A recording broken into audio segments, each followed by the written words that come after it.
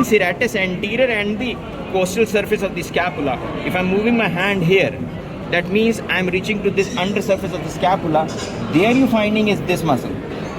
This muscle between the costal surface of scapula and serratus anterior. This muscle here is subscapularis.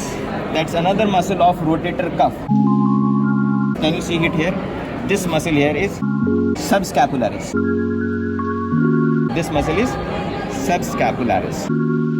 It takes origin from the subscapular fossa. Subscapular fossa is homologous to the iliac fossa of the greater pelvis. Clavicle is homologous to pubis. Both are anteriorly placed. Scapula and ilium are supposed to be homologous. And coracoid process, which it is an atavistic epiphysis, so it is presumed to be homologous to the ischium. That's how we correlate the pectoral girdle and the hip girdle. On the subscapular fossa, on the lateral 2/3, there is origin of this muscle subscapularis. I will be able to show you in a better view after disarticulating the upper limb. Right now I'm just trying to expose the structures so that you can see them. So there is this subscapularis muscle. I told you this origin. It's a multipinnate muscle. If you see the scapula on the costal surface, there were 3 ridges, 3 to 4 ridges, obliquely directed towards the glenoid facet. So those ridges onto the costal surface of scapula, they actually provide fibrous muscular interceptor. So onto which they provide multiple origin of muscle fibers. So that's why remember subscapularis is also a multipinnate muscle. This muscle subscapularis also winds around to the posterior wall of the axilla. Okay?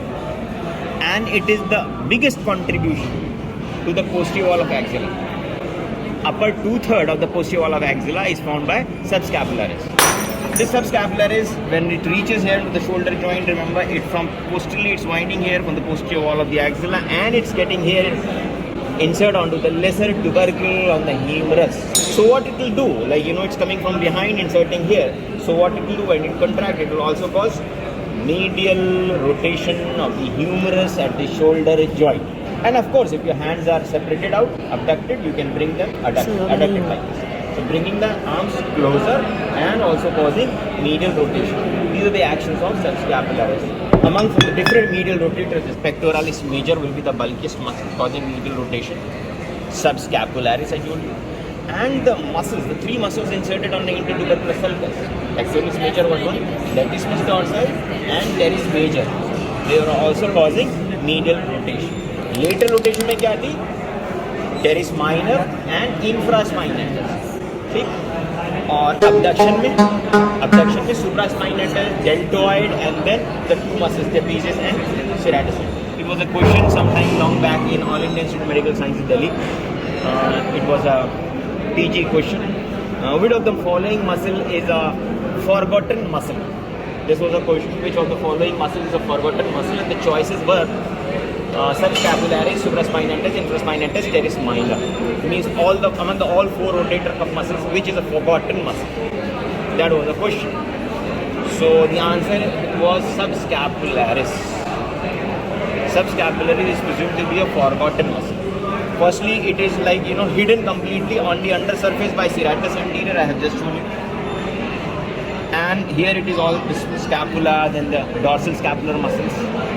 And another thing is, it no doubt forms a posterior wall of the axilla and it's entered in here. But the action of medial rotation, there are other group of muscles which are very strong muscles. One is pectoralis major, a very strong muscle. Latissimus dorsi, even a very strong muscle. Teres major. So that's why his action is superimposed by those other muscles. So anyways, the answer to this forgotten muscle was this subscapularis. Deep down to this muscle, infraspinatus. Any guesses? There was an anastomosis here. That is called, anastomosis at the back of scapula. If you remove the serratus anterior, down below what you're seeing is this muscle. Now this muscle is subscapularis. This is subscapularis.